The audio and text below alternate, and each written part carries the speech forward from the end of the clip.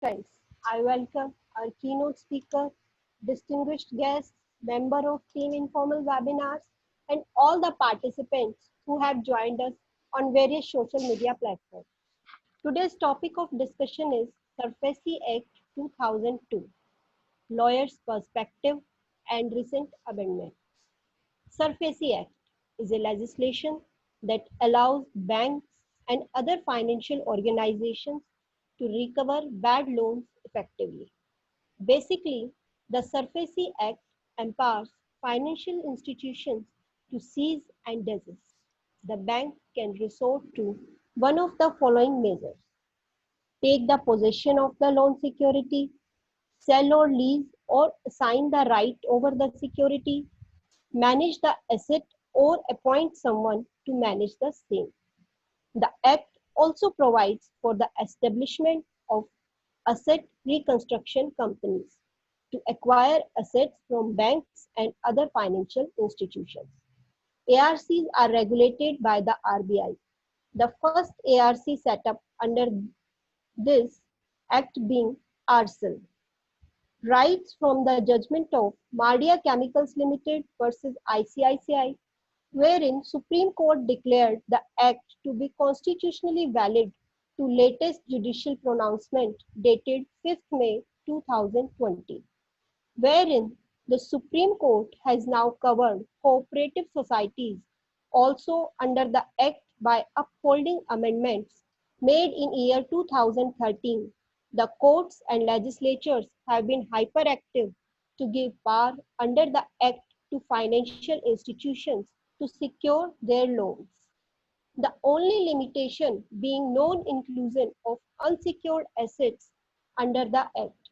To understand more about the recent amendments and lawyers' perspective, we have Mr. Verma has completed his LLB and LLM from Punjab University. He has been closely associated with Major Sanjeev Sharma, senior advocate. He has an experience of 18 years to his credit. DLF, MRMGF, Parshnath Developers, HDFC Bank, for North region have retained him on their panel. In addition, he is standing counsel for Experian Developers, Rangoli Buildtech, Lotus Infra, RCT Builders, Chandigarh Housing Board, and UCO Bank for Tri-City. He is also counsel for Steel Authority of India, Vedanta Group, Trident Group, Gamada, and Patiala Development Authority. He has also worked as additional government pleader for Chandigarh administration. He has already graced our informal webinars, enlightened us on various provisions of RERA, and he was very generous to accept our invitation for joining us today on SURFACE Act. I would like to welcome Mr. Shekhar Verma, our keynote speaker, to guide us through the various provisions of the Act. Mr. Shekhar Verma. Shekhar ji, please unmute yourself. Am I audible, ji? Yeah, that's right. That's fine now. Thank you so much for such a wonderful introduction. Before we start with today's topic, I would like to draw everyone's attention to the name of this act. It states Securitization and Reconstruction of Financial Assets and Enforcement of Security Interest Act 2002. So basically this act is in two parts. The first part from section 3 to 12 deals with securitization and reconstruction of financial assets, and the second part starts from section 13 to it ends up to section 18. Now first we will start with securitization and reconstruction. I will briefly touch this topic and I will not go into details of this topic because 99% litigation is from second part. So insofar as securitization and reconstruction of financial assets is concerned, basically I must give the brief background of this act first. This act was promulgated somewhere in the year 2002.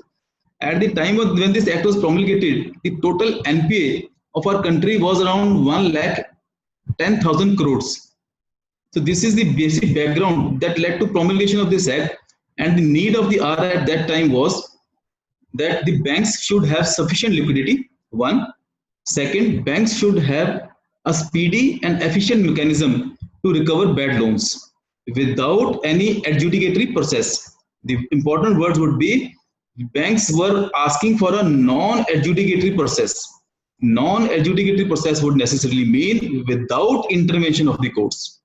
So this is the basic objective that was there in the mind of the legislature or the parliament, that this act was promulgated to provide two things. One, a speedy mechanism, speedy and efficient mechanism, that to a non-adjudicatory, that to with a non-adjudicatory process to ensure speedy recovery. Second, to ensure that sufficient liquidity is available in the market. In this manner, the legislature promulgated this act, providing two separate remedies. First remedy is contained in section 13 till section 18, that is available with the banks to recover the loan directly from its borrowers. We'll come to that later. Now, the second remedy, which is in section 2 to section 12, provides for securitization and reconstruction of financial assets.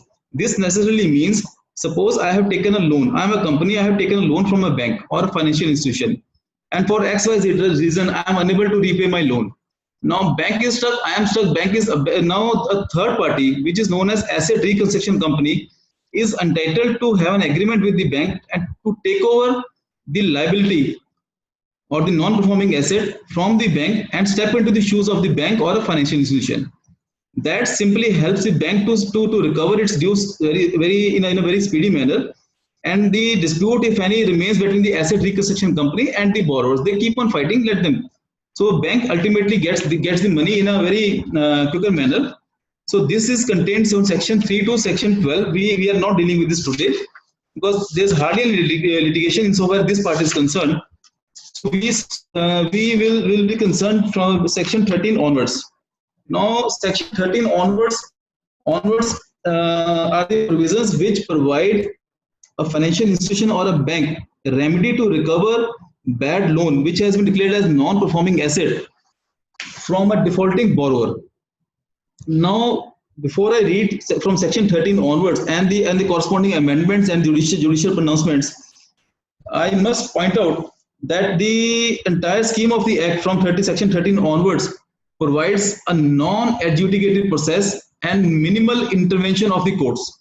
So whatever provisions are contained in section 13 onwards, we will read these sections to mean that strict compliance of these provisions is must. In case banks or any financial institution fail to maintain proper records or fail to ensure strict compliance of any of these provisions, benefit will go to the borrower.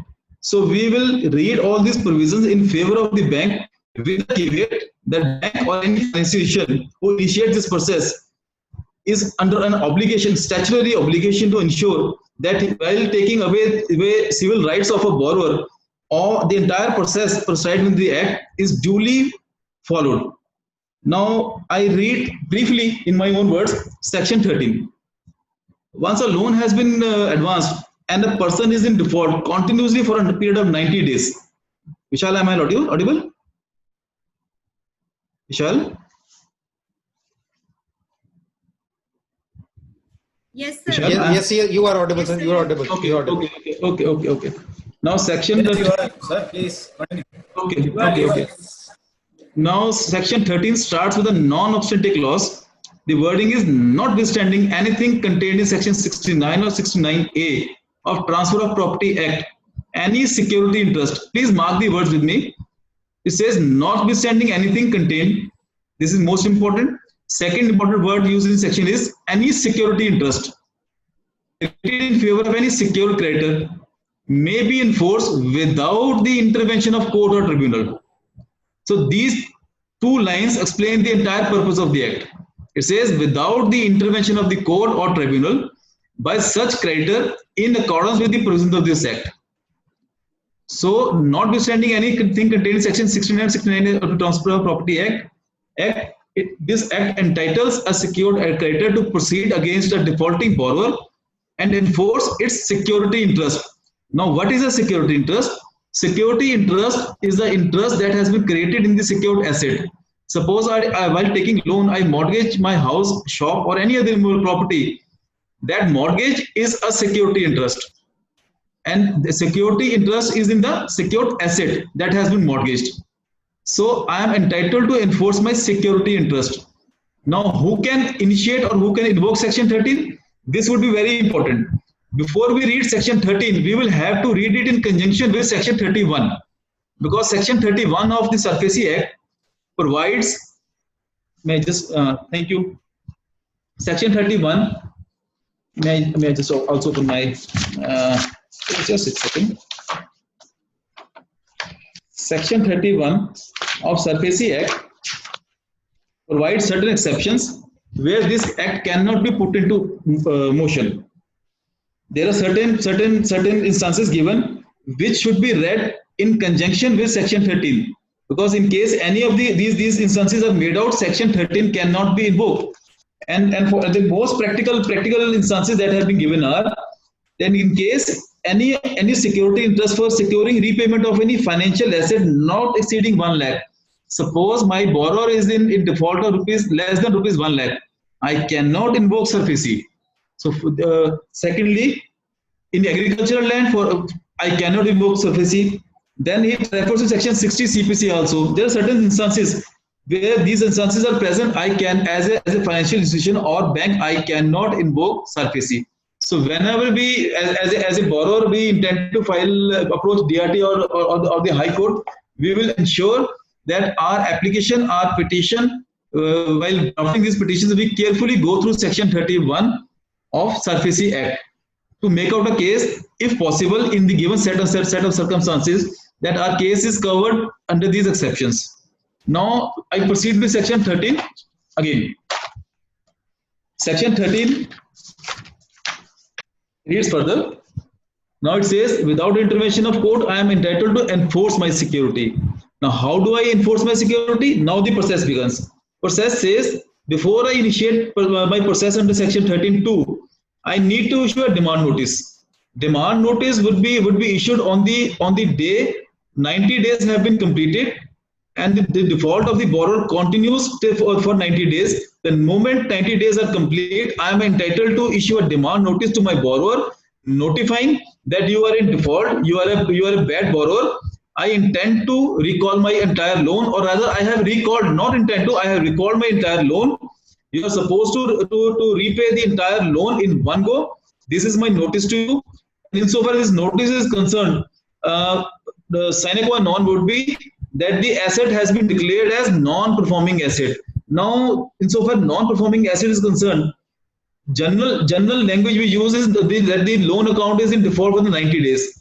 But while drafting our petitions, we must ensure that we go through the relevant master circulars issued by Reserve Bank of India, which are normally issued in the month of July, sometimes on yearly basis, sometimes up to 3 years. In those master circulars issued by Reserve Bank of India, a due process is provided at how to declare or how to classify a particular loan account as NPA. Those master circulars give us guidelines which we must follow as a borrower also, as a banker also, carefully before we declare an account as NPA. In normal parlance, we say continuously for 90 days, account is declared NPA in case of default.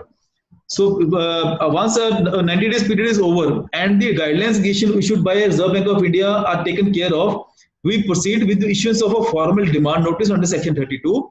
In that demand notice, complete particulars of the loan along with interest, outstanding interest, the EMIs in default are to be mentioned, and the entire loan is sought to be recovered by a banker or a financial institution. It is not on the default part. The intention of the bank or a financial institution is very clear that, look, as a borrower, you have failed to maintain financial discipline. Therefore, I recall the entire loan and you are supposed to discharge your liability in full. Word is full. May I just refer to subsection 2. It says, as non-performing asset, then the secured creditor may require the borrower by notice in writing to discharge in full these liabilities to the secured creditor within 60 days from the date of notice, failing which the secured creditor shall be entitled to exercise all or any of the rights under subsection 4. Now, may I just quickly go through subsection 3.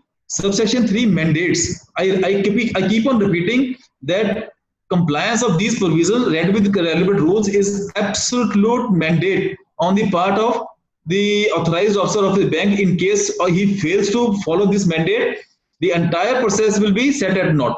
Section 3 is very clear that in section 30, in the notice, in the demand notice, amount payable by the borrower should be clearly mentioned, and what would be the consequences should be clearly mentioned.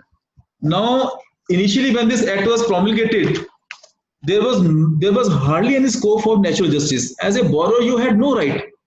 The bank would simply issue a notice under section 32, a demand notice, which we call technically, and after completion of 60 days, they would come and take possession of the asset.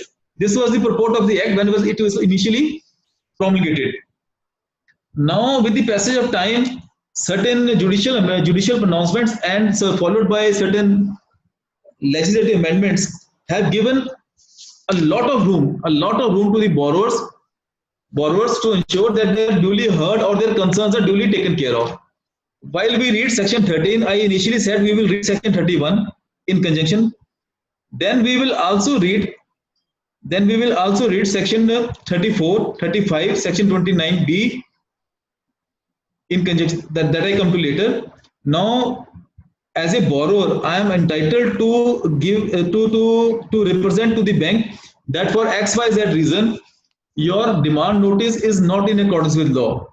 This has been added after Madia Chemicals judgment rendered by the Honorable Supreme Court in the year 2002-2003. After this judgment, a statutory amendment was brought in, entitling giving a statutory right to the borrower to represent against demand notice.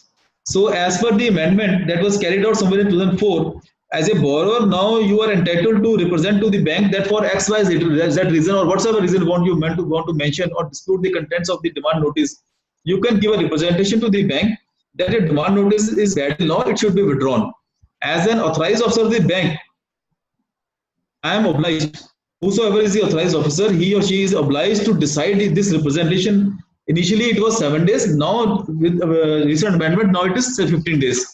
So within 15 days, as an authorized officer of the bank is supposed to deal with these objections, pass a formal order, good, bad, reject, accept, whatever he wants to do, but he will have to deal with the objections that have been filed under section 13.3.3 by the borrower.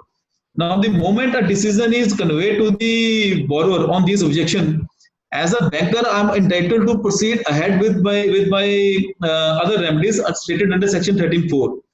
A borrower cannot approach court of law stating that my objections have been wrongly decided. Please mark this word. Even if objections under section 13.3a are dismissed or rejected even on arbitrary reasons, a borrower is not entitled to approach any court of law stating that these objections have been wrongly decided. Rather, after deciding these objections, as a banker is entitled to proceed ahead under section 13.4 and other remedies available to the banker. Now, after section 13.3a, objections are decided by the banker and the borrower has still failed to pay the liability or discharge the liability in full. As a banker or a financial institution, I am entitled to proceed under section 13.4 of the Act.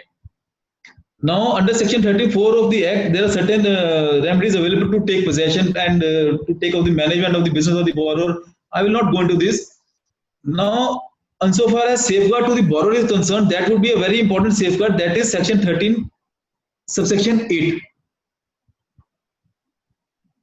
Section 13, subsection 8, it says, where the amount of dues of a secured creditor together with all costs, charges and expenses incurred by him is tendered to the secured creditor at any time before the date of publication of notice for public auction or inviting quotation or tender from public or private treaty for transfer by way of lease or assignment on sale of the secured asset, borrower repays the entire amount. The entire process initiated under SARFAESI Act would be stopped. Again, an opportunity has been given at this stage also to the borrower, once his objections have been dismissed or rejected, again, and the management or the possession of the asset has been taken by the bank, once again an opportunity is given to the borrower to repay the loan so that the entire process can be set at naught. Now, after this, I will quickly refer to one of the issues that involved interpretation of section 65A and section 13 subsection 13 read with section 65A of the Transfer of Property Act. Now what happened? In the year 2014, an issue came up before the Honorable Supreme Court in a very famous and celebrated judgment, namely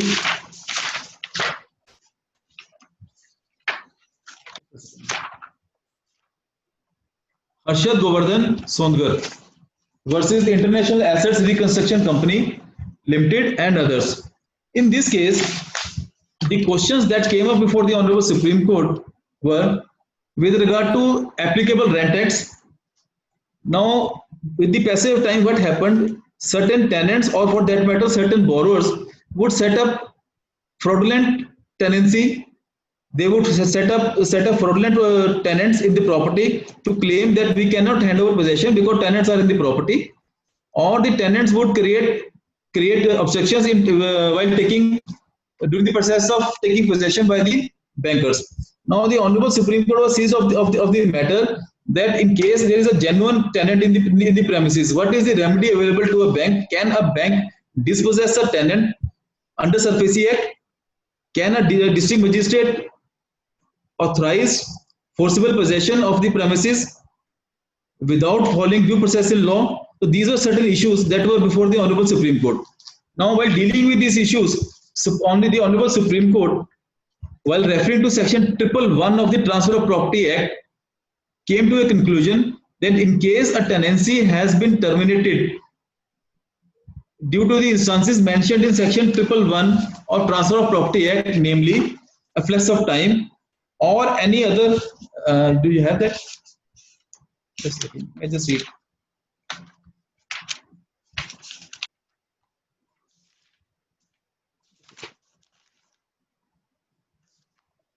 Section 111 of TPA Transfer Property Act provides for determination of lease. I need not to read the entire section. The Honorable Supreme Court held that in case tenancy has come to end for the reasons mentioned in section 111, the determination of lease, that is Transfer of Property Act section 111, then probably DM would have the authority to proceed and give assistance to the banks to ensure that possession is handed over. But the Honorable Supreme Court was seized of a more serious issue. Now, more serious issue would be section 35 of the SARFAESI Act. Ma'am, can you just refer to section 35 of SARFAESI Act? Now, section 35 of SARFAESI Act provides that it would have overriding effect over all other statutes. Now, insofar tenancy part is concerned, generally we all know that tenancy rights are governed by respective state rent acts. Tenancy rights are governed by state rent acts or by virtue of certain provisions contained in TPA. So the another question that was posed before the Honorable Supreme Court was that whether section 35 of the SARFAESI Act would override the applicable state rent acts or not. The Honorable Supreme Court held that insofar as state rent acts are concerned, those statutes governed interstate relationship between landlords and the tenants. And no rent act, no competent authority under those rent acts is entitled to pass any injunction or grant any injunction insofar as process under SARFAESI Act is concerned. So, Honorable Supreme Court very categorically held that once action under subsection under SARFAESI Act has been initiated, no rent authority would intervene to grant any injunction against the process initiated under SARFAESI Act. Now, after this judgment, another dispute arose before the Honorable Supreme Court that was in Vijay Kalsaria's case, where the Honorable Supreme Court tried to go back from the judgment given in Harshad Govardhan's case. That is in Vijay Kalsaria. Let me just give the citation properly. That is Vishal and Kalsaria versus Bank of India and others. In this case, the Honorable Supreme Court decided the issue in favor of the tenants. It said in case there is a genuine tenant in the property, his rights would be governed by the applicable rent laws and Section 35 of SARFAESI Act will not take away their rights.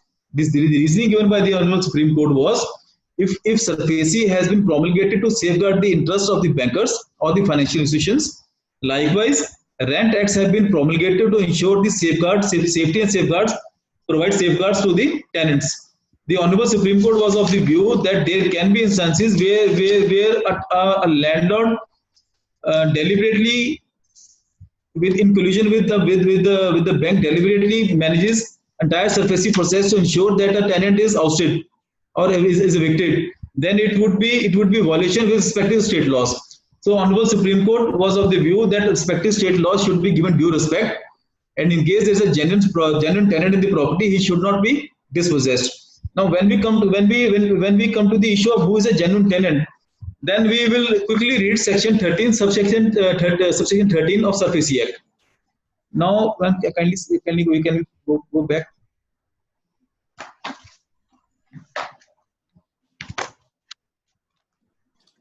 It is there on the screen. Now, just read subsection 13. Yes.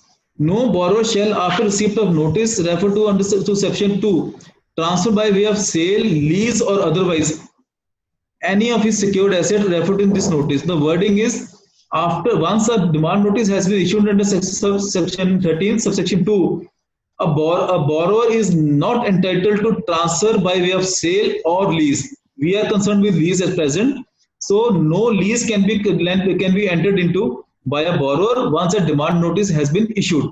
Now, the Honorable Supreme Court held that there can be three instances. One, before a formal mortgage deed is executed, is executed for a secured asset. In that secured asset, a tenant can be present before mortgage. A tenant can be present after mortgage. Supreme Court has held that in case a tenant is present in property before mortgage, then his tenancy is valid and all his rights will be governed by respective Rent Acts or the or Transfer of Property Act, as the case may be. Now, the dispute arose insofar as the lease deeds that were executed or that are being executed after issuance of demand notice under section 13(2). Now, the Honorable Supreme Court, while dealing with all these issues, held that in case a lease deed is executed before demand notice, but after availing loan, the Honorable Supreme Court held that the tenancy or the lease deed must pass the test given in Section 65A of Transfer of Property Act. Section 65A of Transfer of Property Act entitles a mortgager to execute a lease deed and induct a tenant. The Honorable Supreme Court held that in case the instances given in Section 65A of the Transfer of Property Act are duly fulfilled, are taken care of, then even if a tenancy is created after execution of a loan agreement, but before Section 13(2) demand notice is issued, that tenancy will continue to be a good tenancy and will be governed by respective state laws. Now, insofar as those tenancy which have been created after a demand has been issued, the Honorable Supreme Court in these two cases is very categorical. It says after a demand notice has been issued, a tenancy cannot be created unless a formal permission is taken from the secured creditor. And in case there is any tenancy registered or otherwise which is without formal permission of the secured creditor, namely bank or the financial institution, that tenancy will be considered as illegal tenancy. Am I clear, Ji? Yes, sir. Yes, sir. Okay. So Section 13(3) is very clear now. So to this extent, the Honorable Supreme Court held that Section 35 of SARFAESI Act, which says that it will have effect notwithstanding anything said in any other law, is a good law insofar as interpretation of tenancies after demand notice is issued. So that will not affect any Rent Act or any other applicable statute in respective states. Now, the next question that we must proceed with is, after this demand notice is issued, and while this demand notice is being issued, as a litigant, as a borrower, or as a banker, we must follow the rules that attached to this act. While a demand notice is issued, Rule 3 is very important. we must be very careful while drafting notices under section 13(2) and while defending these proceedings. And for this purpose, we must, before we start this process, we must refer to Rule 3. Ma'am, can we have Rule 3? Rule 3, ma'am. Rule 3. This is section. Rule 3 of which act? Same act, SURFACE Act. The rules are separate, sir. हाँ जी, rules are separate. You are 2011 rules? Basically 2002 rules only. Amendments have 2000. Rules are separate, na? Which rules are you talking about? No, Vishal, this security interest enforcement rules. Security interest enforcement rules. I don't have them, sir. That I don't have them. All right. It's not available in the law finder. Acha, ye raha hai. It is there. It is there. हाँ, it is Yes. there, right? हाँ, ठीक है. Let us quickly go through Rule 3. Ye raha. Section 3. Now, Rule 3 is the Rule 3. The language of Rule 3 is again mandatory language, and there is no concession that can be derived or directly from this rule. Mandatory language is that demand notice should be delivered by hand. 1. It should be delivered by registered post. 2. And in case the authorized officer has reasons to believe that a borrower is deliberately avoiding service, only then. So before going to other modes, the authorized officer has to record that he has reasons to believe that delivery of notice under subsection 2, section 13 is personally on the borrower or through registered post is not possible. Only then he can proceed to of the borrower via other modes, namely through publication and affixation. Now, Rule 3A mandates that after demand notice is issued and borrower makes any representation, it would be obligatory on the part of the authorized officer to consider the representation or objection as the case may be and examine whether the same is acceptable or tenable.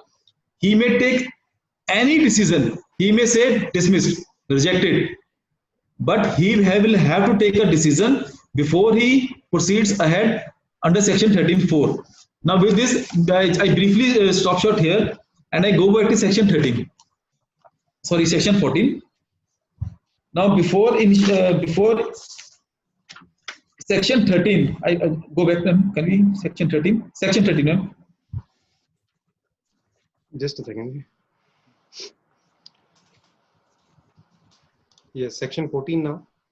13(4), there in section 13(4), may just briefly, you need not to refer to section 13, we just briefly give you. In section 13(4), there is no form of any notice or process that has been prescribed. For section 13(4) onwards, we will read relevant rules. Section 13(4) only provides that I can take over the management, I can take over lease rights, I can take over the possession of the asset.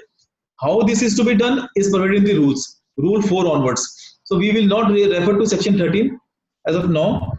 Now, as per section 13, I can I will go by the practical aspect now.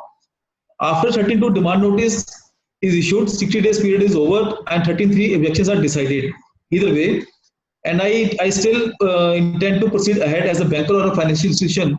What I do as a banker, as an authorized officer of the bank, I make an attempt, a peaceful attempt on a practical aspect. I make a peaceful attempt to take possession of the property or immovable property or movable or immovable property. I actually go to the place and I request for peaceful possession of the property. Obviously, nobody is willing to cooperate. So borrower formally refuses. He says, I will not give possession. And in case borrower says, kindly have the possession, then I am supposed to take the possession of the property, draw a panchanama in the presence of witnesses and take possession, come back. In case borrower refuses to hand over vacant physical possession of the property, the remedy available to me is, after following this process, is that I apply under section 14 of the Act, and I request the district magistrate for formal assistance to take forcible possession. The word used in section 14 is to take forcible possession of the secured asset, not possession, forcible possession. Now again, a statutory safeguard that is available to a borrower has been duly incorporated under section 14, and again mandate or obligation is on the part of the authorized officer that along with his application under section 14, he is supposed to file his personal affidavit. his personal affidavit incorporating all these instances from A onwards, A, B, then B, I, B, subclause I, 2, 3. I just quickly read this. Take possession of such asset and documents relating thereto, forward such asset and document to the securitator. In that application or that affidavit, I have to mention, and I must mention all these issues. The aggregate amount that is due, the borrower has created security interest, I must state on affidavit. The borrower has created security interest over various properties. The borrower has committed default in repayment, and how much money he has paid. Whether I have received any objection, yes or no. If yes, whether I have taken any decision, then I have to give a declaration that yeah, I have taken the decision. In case borrower has made any repayment after I initiated SARFAESI process, I have to disclose that yes, some amount has been paid, no amount has been paid. Whether I have complied with all other provisions of this act, I have to state on my affidavit that yes, I have complied with. Once this application supported by an affidavit of an authorized officer is filed, the DM is supposed to take a decision on my application within a period of 30 days. That is, kindly refer so many clauses. Kindly refer to section 14, subsection A, subsection B. Then you will read Roman 9. Kindly, ma'am. Roman 9 will read that provisions of this act and rules made thereunder had been duly complied with, provided further that on receipt of the affidavit from the authorized officer, the district magistrate of CMM, as the case may be, shall, after satisfying the contents of the affidavit, pass suitable orders for purpose of taking possession of secured asset within a period of 30 days from the date of application.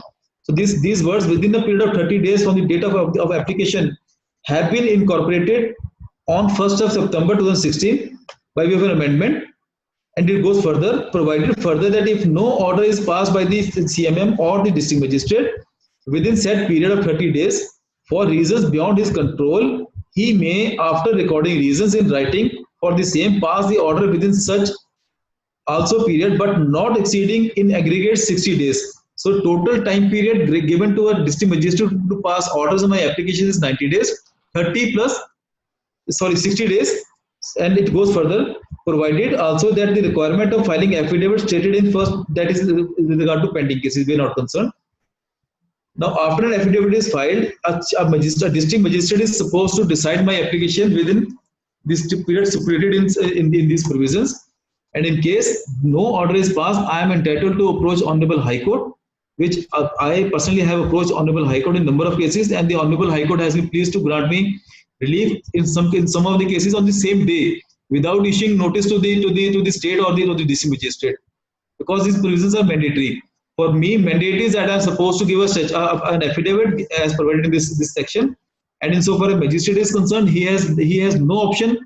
He cannot have any adjudicatory role. He will have to take a decision on my application within the period stipulated in this section. And the Honorable High Court in number of cases has been pleased to take a decision on the very first date in limni without giving any opportunity to the state. So now, once this section affidavit under section 14 has been given, order has been passed, I am entitled to take possession of the property. Now, under SARFAESI, I can take possession of the property which can be movable or immovable. Now we go back to rules. From rule 4 till rule 7 is the procedure provided for taking over possession of movable secured assets. Section 4, 5, rule 4, 5 and 6 provide the method to take possession of only of movable secured assets and how these are to be disposed of. I need not read the entire provision. Once this procedure is followed, rule 7 provides how a sales certificate is to be issued. Now we move on to rule 8. Rule 8 and rule 9 deals with the procedure with regard to sale of immovable secured assets, that is the property. These two rules we need to read carefully, because normally we get litigation pertaining to these two rules only. Once I get permission, I get assistance of the district magistrate, and I am accompanied by police or the local tahsildar, etc., and I take forcible possession of the property. What I am supposed to do? The moment I take possession, I have to deliver a possession notice after taking possession, not before. After taking possession, I have to deliver a possession notice as nearly as possible in Appendix 4. I am reading rule 8. So there is a proforma Appendix 4 attached to the rules. As per that proforma, after taking possession of the movable property, I am supposed to deliver a possession notice to the borrower. How? I will have to affix it on the outer door of the property, and within 7 days I have to publish this notice in the leading newspapers as per the rules. Any failure on my part would mean that entire process would be set at naught. So compliance of these rules is mandatory, and there is no concession that can be given to the authorized officer. Now after this possession notice has been delivered, I am supposed to proceed with sale notice. After taking possession of the property, the rule further reads, I am referring to rules sub rule 6 of rule 8. After taking possession of the secured asset, I must serve a 30 days prior sale notice. I must serve a 30 days prior sale notice upon the borrower, specifying therein the complete particulars of the property and the nature of loan, etc. After completion of 30 days of sale notice, I am entitled to proceed ahead with sale of the property, and the rules provide for 3 modes. These are very important modes. 1, by way of auction, open auction. 2, by way of sealed tenders. And 3rd, and a very interesting one, is by way of a private treaty. By way of a private treaty. Now rule 9 is about sale, how sale is to be conducted, valuation, the sale, etc., how it is to be conducted. This entire procedure has been given. So this is the rule, section 14. During the process initiated after section 14, or any of the measures that I have taken under section 13, 4 or 14, a borrower can approach DRT under section 17. So the next important section would be section 17. The language, one kindly see section 17.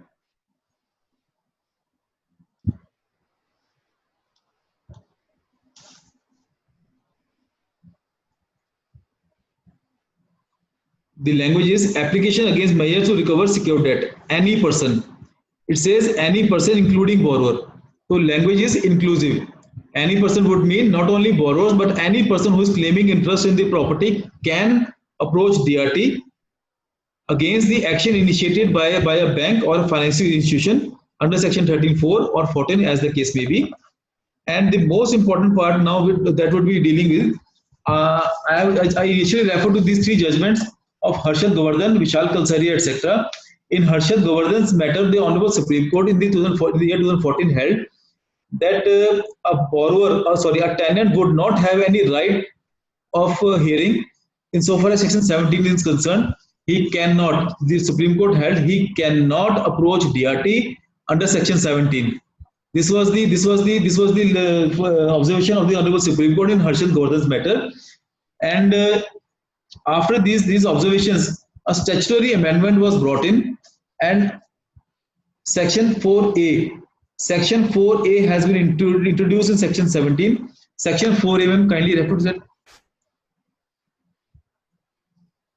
Section 4A now entitles a debt recovery tribunal to take up the application filed by a tenant and to decide on these issues, namely, any person in an application under section 1 claims any tenancy or leasehold rights.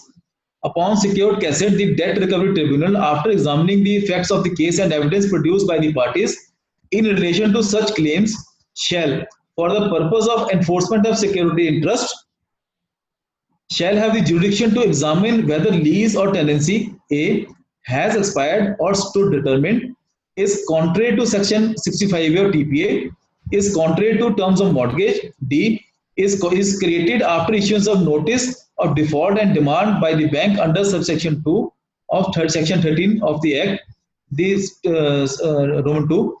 The debt recovery tribunal is satisfied that tenancy right or leasehold rights claimed in secured asset fall under subsection subclause A, B, C, D, or I, then notwithstanding anything to the contrary contained in any other law, here references to the Rent Acts, any other law for a time being in force, the Debt Recovery Tribunal may pass such order as it deems fit in accordance with the provisions of this Act. So this is the recent amendment brought in the year 2016, entitling, empowering a debt recovery tribunal to hear the pleas taken by the tenants. Earlier, these provisions were not there, and the tenants had no right to approach DRT. So this is one of the most important amendment. The second most important amendment that has been brought recently in the year 2016 is Section 26. Kindly refer to Section 26.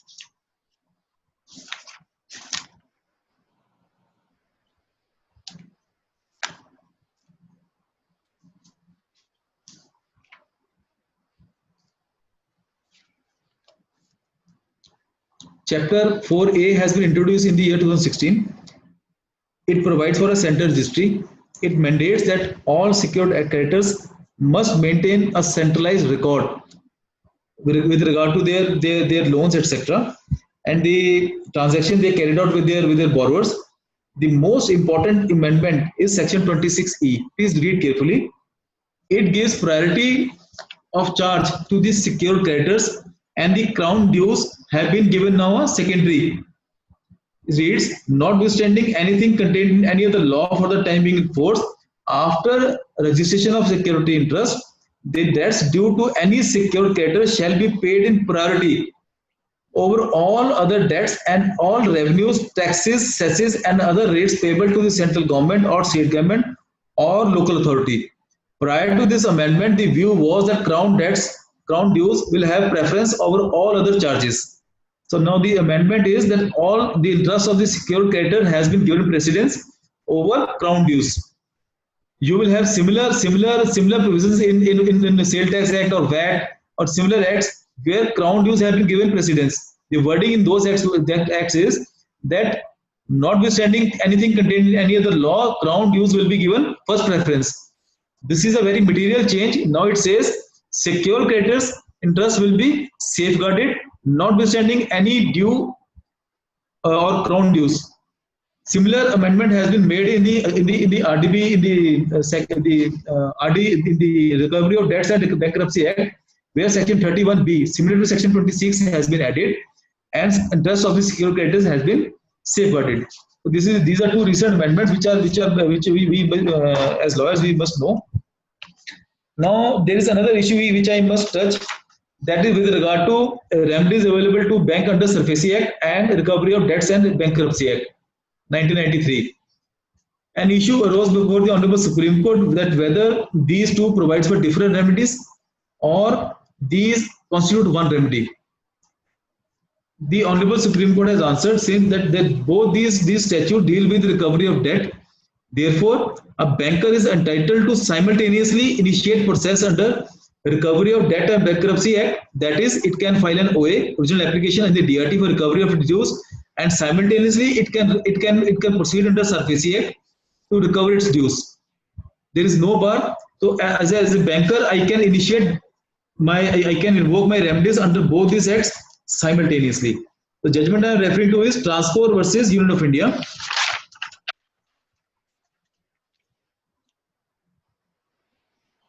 Now, I just refer to two more series and amendments that would be of use. Section 13, ma'am. Section 13.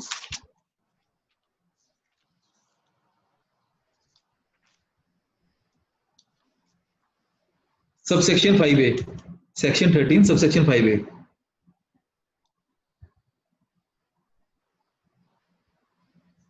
It says, where the sale of an immovable property for which a reserve price has been specified has been postponed for want of bid of an amount not less than the such reserve price, it shall be lawful for any officer of the secured creditor, if so authorized by the secured creditor in this behalf, to bid for the immovable property on behalf of the secured creditor at any subsequent sale.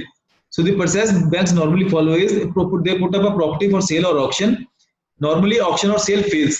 on the first date. Now this by virtue of this amendment, now a secured creditor is entitled to authorize one of its officers to bid in the next auction.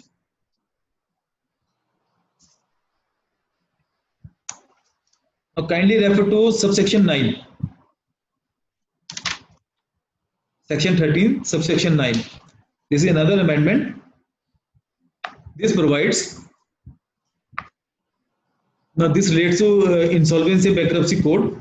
It says, subject to the provisions of insolvency and bankruptcy code 2016, in case of a financing of a financial asset by more than one secured creditor or joint financing of a financed asset by the secured creditor, no secured creditor shall be entitled to exercise any or all of the rights conferred on him under or pursuant to subsection 4 unless exercise of such right is agreed upon by secured creditors representing not less than 60% in value of the amount outstanding as on record, and such action shall be binding on all these secured creditors, provided that in case of a company in liquidation, the amount realized from the sale of the secured assets shall be distributed in accordance with the provisions of section 529A of Companies Act 1956, provided further that in the case of a company being wound up on or after commencement of this act, the secured creditor of such company who opts to realize his security instead of relinquishing his security to proving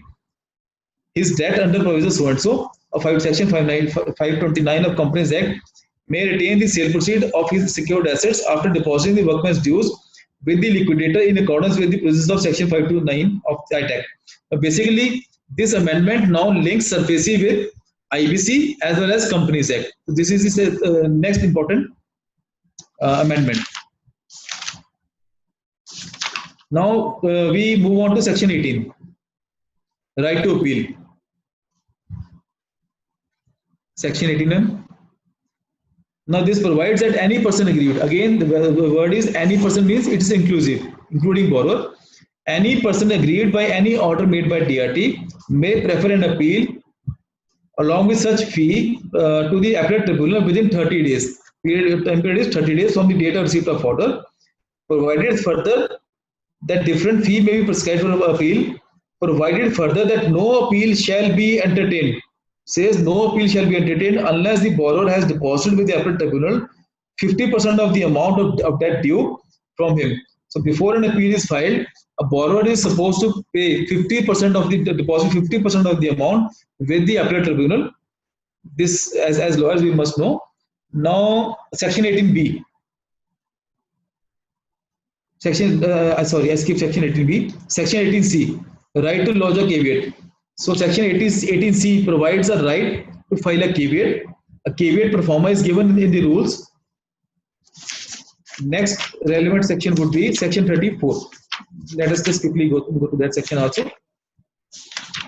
Section 34.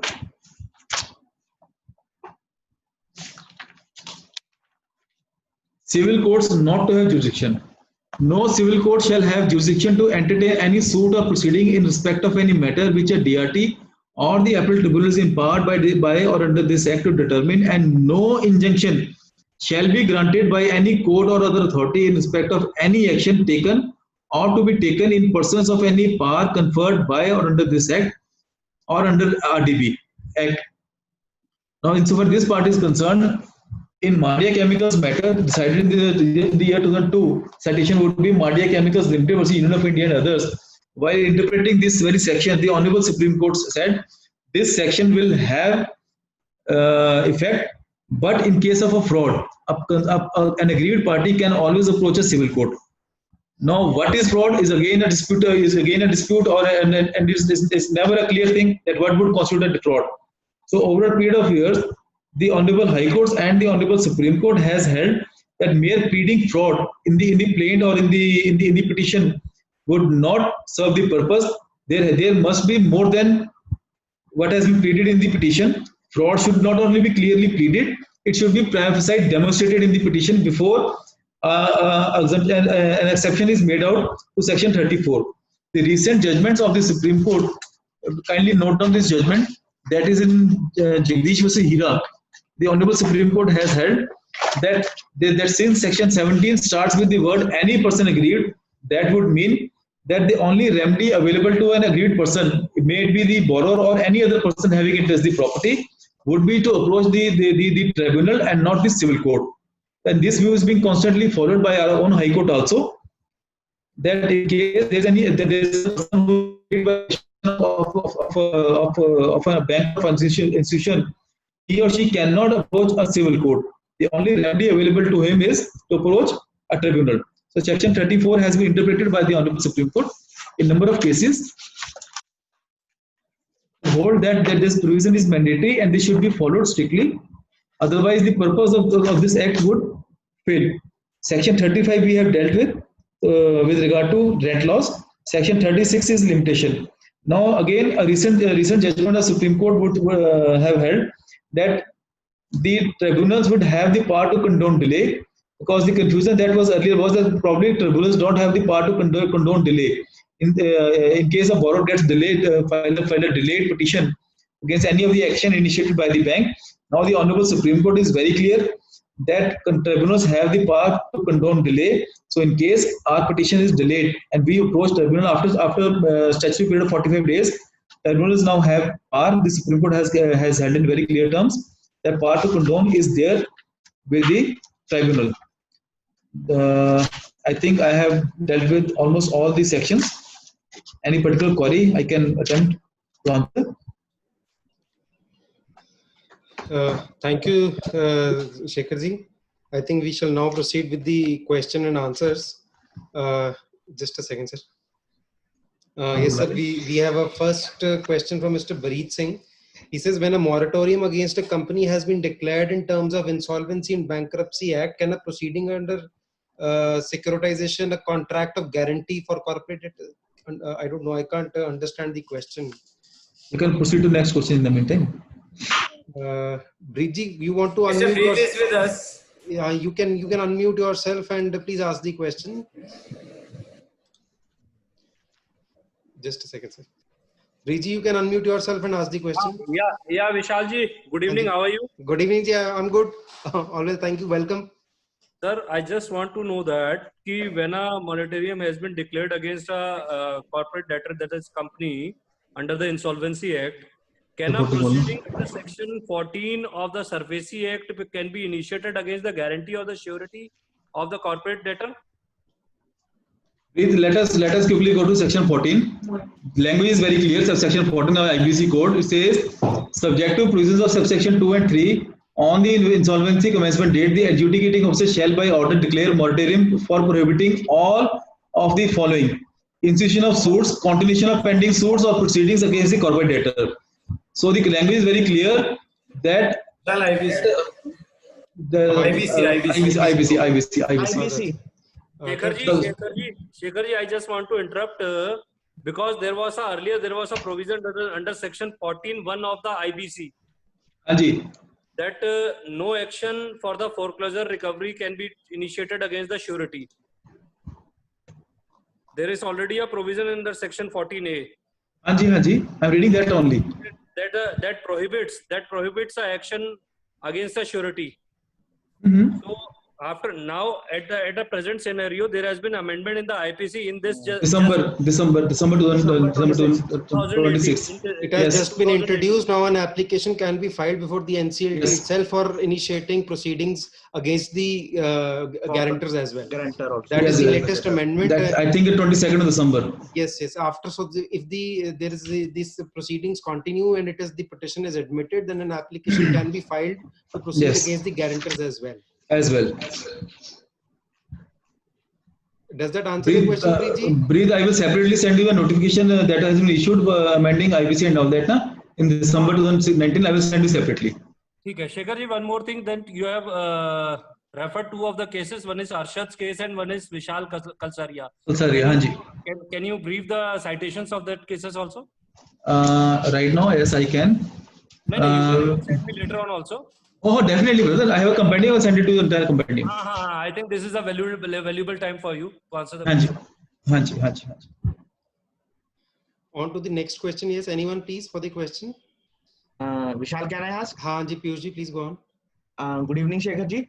Good evening. Shekharji, is secured creditor notify the debtor before selling the transferring the interest to the ARC? Is it mandatory or it can directly do so? He will have to.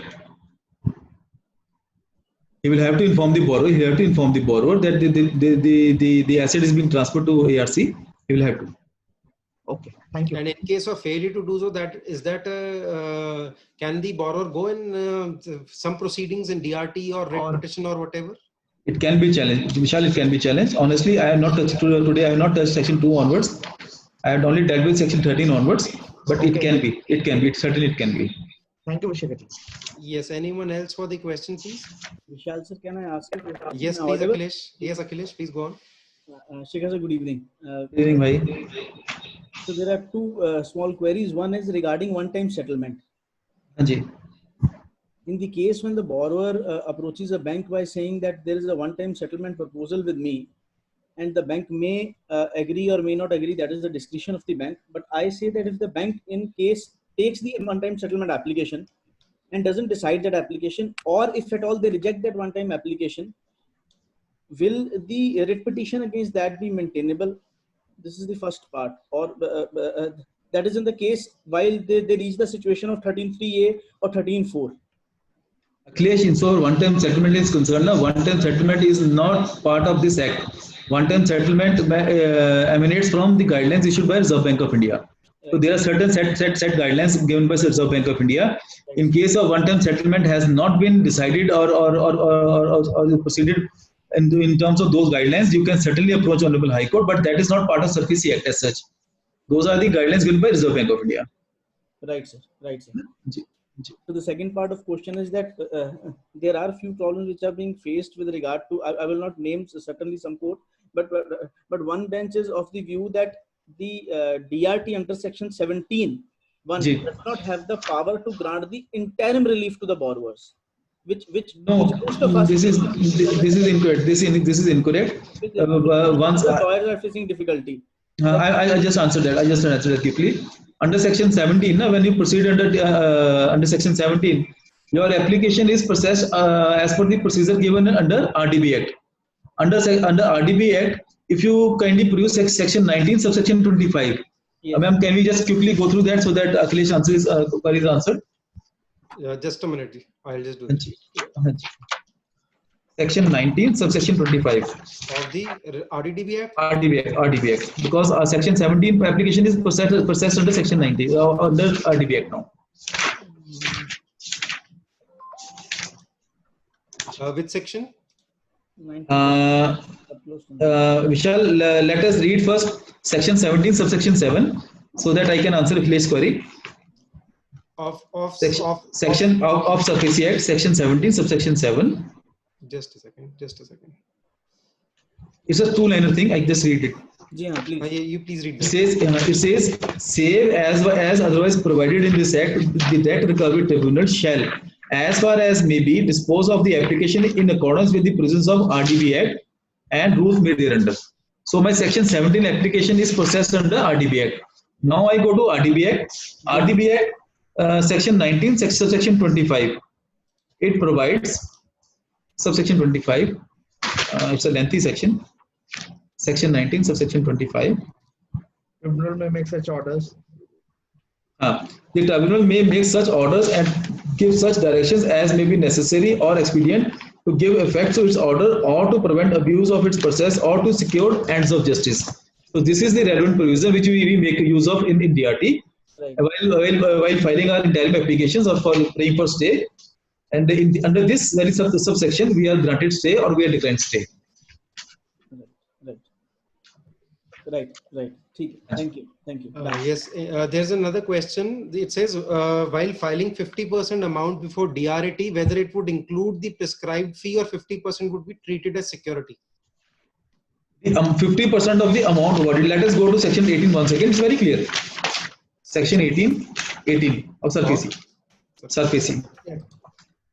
Any person aggrieved. You can read it out, please. It says, provided further that no appeal shall be entertained unless the borrower has deposited with the appellate tribunal 50% of the amount of debt due from him as claimed by the secured creditor or determined by a debt recovery tribunal, whichever is less. Now, debt has been defined not under SARFAESI, but debt has been defined under RDB Act. SARFAESI Act says that the definition of debt would be as provided under RDB Act. Now, RDB Act's definition of debt is, just quickly refer to that. Section 2, section 2, small g. Yes. 2 small g. It defines debt. RDB Act ka na? RDB Act. Yes. Yes. That means any liability. That means any liability inclusive of interest which is claimed as due from any person by a bank or financial institution or by any blah blah. Then I need not to go further. So that means any liability inclusive interest. So principal plus interest. I have to deposit 50% of the principal and interest taken together. Is there any fee separate apart from this? That is his question. That is a normal procedural fee. Yes, a separate fee is required, but that is a normal court fee. Okay. Yes. Any other question, please? Anyone participant?